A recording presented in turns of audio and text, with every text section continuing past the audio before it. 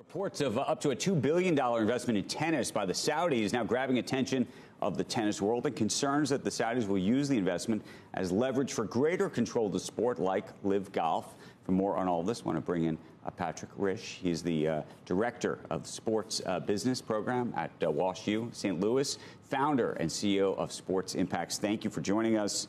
What do you think the big impact of this is going to be, and do you think this is just the beginning?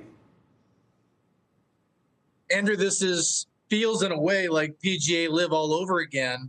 Boy, it's such an interesting phenomenon. Look, PIF obviously is trying to use their resources to get involved in the sports industry.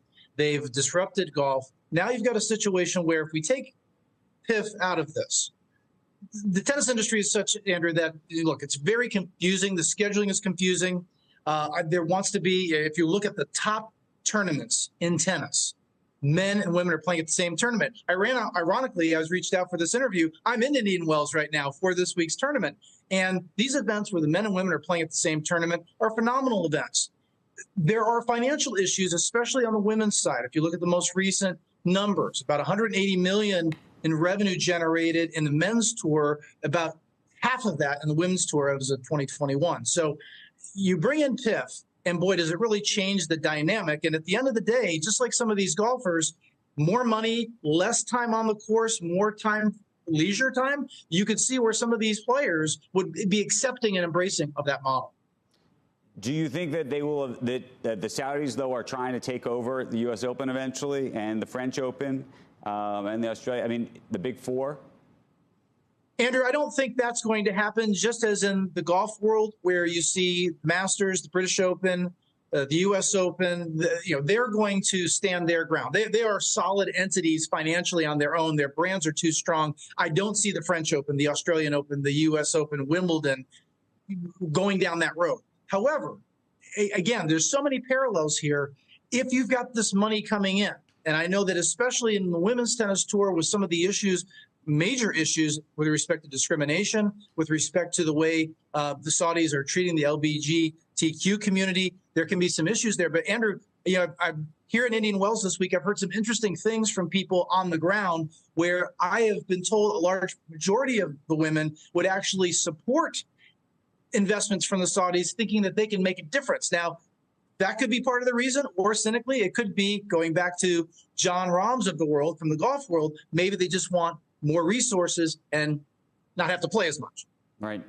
Patrick, there is a sense and still a question about whether this is some kind of sports washing, that Saudi, given some of the human rights issues and other things, I don't know where you think Saudi now lives in the public consciousness of the American people, of the audience for tennis, of the audience for golf, of the audience for other sports, and how folks think about Saudi. Obviously, I think from a governmental perspective, we now have a good relationship with Saudi, irrespective of some of the other issues. But nonetheless, there is this in the zeitgeist.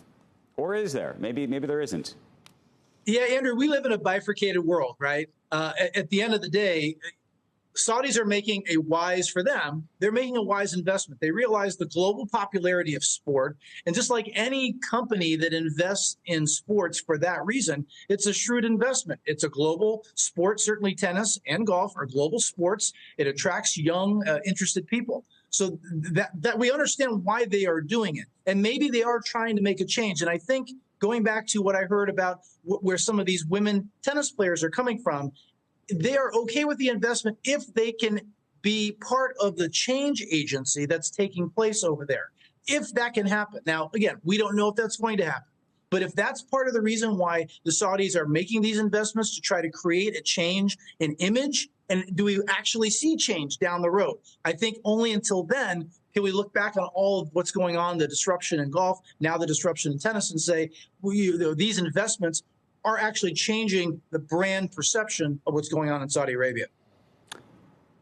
What do you think needs to happen, by the way, more broadly to tennis? You're at Indian Wells. Do you need to see tennis on Netflix, more documentary? Like, what has to change to actually take tennis to the next place? I do think that there needs to be more events where you've got the men and women competing at the same event. The Grand Slams by far are the most popular events in tennis, and part of that they have great history, legacy. But an event here like Indian Wells, where you do have the best men's and women's players in the world, and there are a few events, the Masters 1000 events, where that's going on. Having more of those, the proposal out there, 10 to 12 of those events per year, elevates the sport. It also just is, again, for the common fan, very confusing. You have all these different tournaments going on at the same time throughout the year, and it can just be a little bit confusing as to where you're going to capture your most favorite players.